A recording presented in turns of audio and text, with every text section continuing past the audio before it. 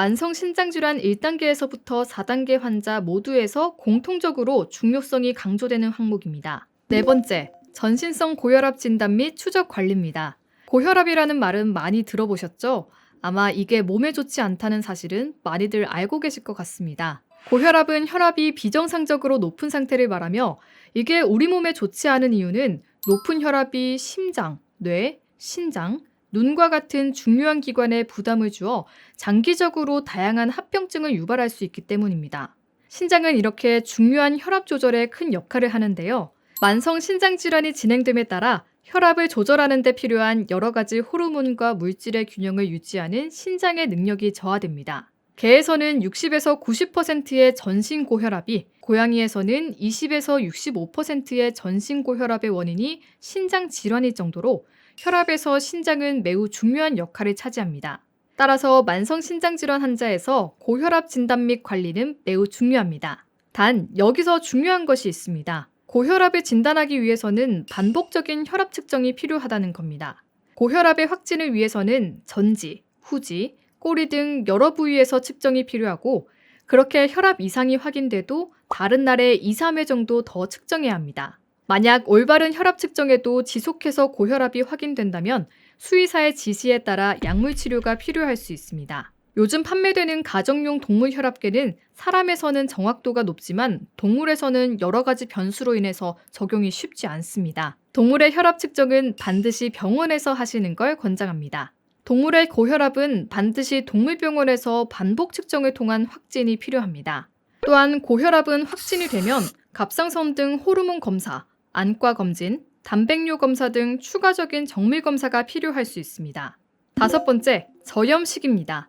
사람에서 저염식은 만성 신장질환 환자의 중요한 관리 방법 중 하나입니다. 만성 신장질환 환자는 신장의 손상으로 인해 나트륨 등 미네랄들의 배출이 제대로 이루어지지 않습니다. 이는 몸 안의 물과 나트륨을 축적시켜 혈압을 높이고 심혈관 질환의 위험성을 증가시킬 수 있습니다. 따라서 사람에서는 하루 나트륨 섭취량을 제한하는 등 만성 신장 질환 환자에서 저염식이를 권장하고 있습니다. 개와 고양이에서는 아직 만성 신장 질환 환자에서 저염식이의 효과에 대한 많은 연구들이 이루어지지 않았지만 동물에서도 신장 기능 저하로 인해 몸속의 나트륨 균형이 깨지고 이로 인해 수분 축적 및 고혈압이 생길 수 있습니다. 고혈압은 앞서 설명드린 것처럼 주요 장기들의 손상을 유발할 수 있을 정도로 치명적이기 때문에 만성 신장질환 환자에서 적정량의 염분 제한은 권장됩니다. 그러나 보호자가 임의로 식이 적정 염분 농도를 맞추는 건 매우 어렵습니다. 따라서 수의사의 처방 아래 처방식을 통해 식단 조절하는 것이 좋습니다. 여섯 번째, 단백뇨 진단 및 추적 관리입니다. 단백뇨란 소변으로 단백질이 비정상적으로 나가는 상태를 말합니다. 건강한 동물에서는 아주 적은 양의 단백질만 소변으로 배출되며 이는 검사로 잘 측정되지 않습니다. 그러나 신장이 손상되거나 기능이 떨어지면 신장에서 단백질을 걸러내는 능력이 감소해 이로 인해 정상보다 많은 단백질이 소변으로 새어나오게 됩니다. 단백뇨의 정도가 심해 혈액 내 단백질 수치가 일정 수준 이하로 감소하게 되면 흉수, 복수, 혈전 등 심각한 이상을 초래할 수 있습니다. 따라서 만성 신장질환 환자에서 단백뇨 검사 및 관리는 중요합니다. 단백뇨는 요 검사를 통해 진단 가능합니다. 단백뇨 또한 혈압처럼 뇨에서 단백질이 한 번 검출됐다고 단백뇨 진단 및 치료에 들어가는 것이 아니라 최소 2주에 걸쳐 2, 3회 재검사가 필요합니다. 이는 실제 신장 기능 저하로 단백뇨 외에도 감염, 출혈, 염증 등 다른 원인에 의해 단백뇨가 검출될 수 있기 때문입니다. 신장 기능 저하에 따른 단백뇨가 지속적으로 확인된다면 약물 치료가 필요할 수 있습니다.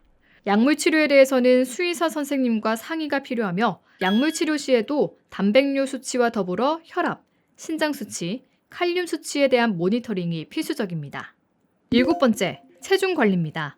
저희 병원에서는 만성 신장질환 환자의 체중 관리의 중요성을 특히 더 강조하는데요. 이는 만성 신장질환 환자들에서 체중 감소는 치명적이기 때문입니다.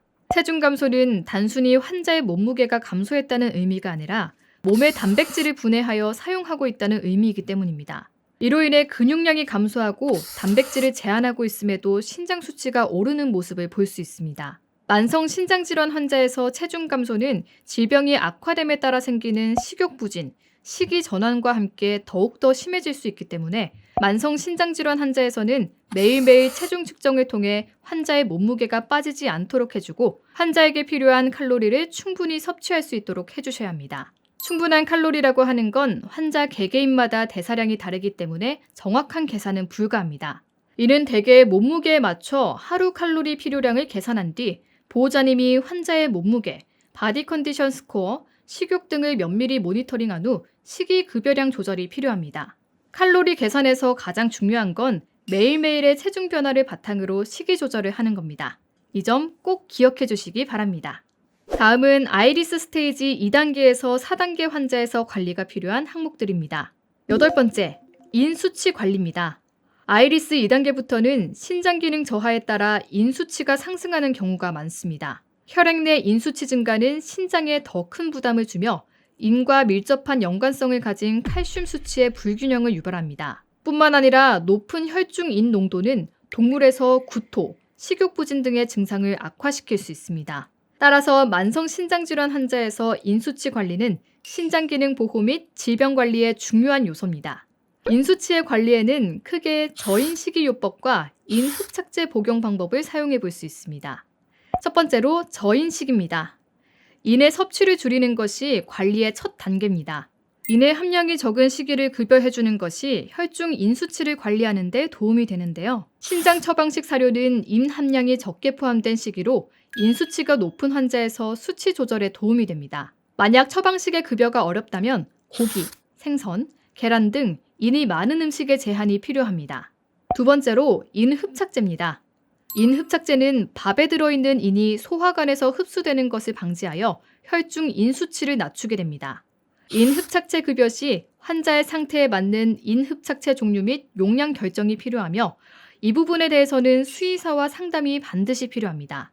급여 시 주의하셔야 할 점은 인흡착제가 밥에 있는 인 성분을 흡착하여 인의 추가적인 섭취를 막는 것이기 때문에 밥과 함께 급여해 주셔야 효과적입니다. 인수치는 주기적인 혈액 검사를 통해 목표한 수치에 안정적으로 도달했는지 확인하는 것이 반드시 필요하며 이 수치에 따라서 약물 조절이 필요할 수 있습니다. 또한 칼슘은 인과 아주 밀접한 관련성이 있는 인자로 인수치를 조절하면서 칼슘 수치에 대한 잦은 검사와 관리도 필요합니다. 9번째, 오심과 구토 관리입니다. 신장질환 환자에서 오심, 구토, 위염과 같은 위장장애는 일반적인 합병증 중 하나입니다.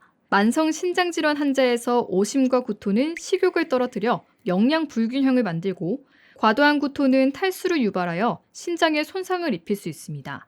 따라서 만성 신장질환 환자에서 오심과 구토의 관리는 환자의 삶의 질을 개선하고 영양 상태를 유지하는 데 있어서 중요한 부분입니다. 따라서 오심, 구토, 식욕 저하 등의 소화기 관련 증상이 있다면 병원에서 관련 정밀 검사를 받고 약물 관리를 받는 것이 좋습니다. 검사를 통해서 위염, 오심 관리, 식욕 촉진제 등 소화기 질환 관리에 대한 상담을 받는 것이 좋습니다. 10번째, 식욕 저하 관리입니다.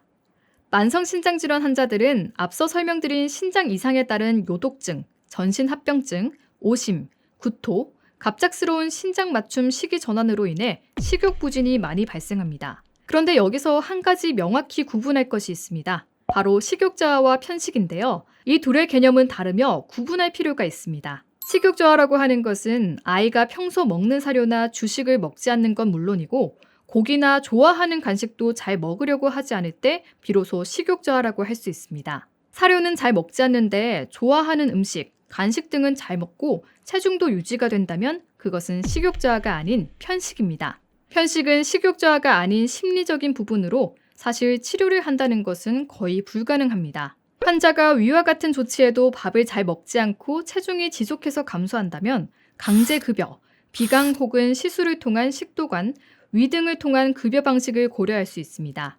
이에 대해서는 환자마다 적용할 수 있는 방법이 다르기 때문에 담당 수의사와 상담을 해보시는 것이 좋습니다. 개와 고양이 만성신장질환에 관련된 연구에서는 식이 관리로 생존기간이 길어지고 삶의 질이 향상됨을 보여줍니다. 대부분의 연구들은 식이요법을 한 동물에서 적어도 2배 이상의 생존율이 증가했다고 보고될 만큼 만성신장질환 환자에서 식이 관리는 매우 중요합니다. 그렇다면 이 식이 관리는 어떻게 해야 할까요?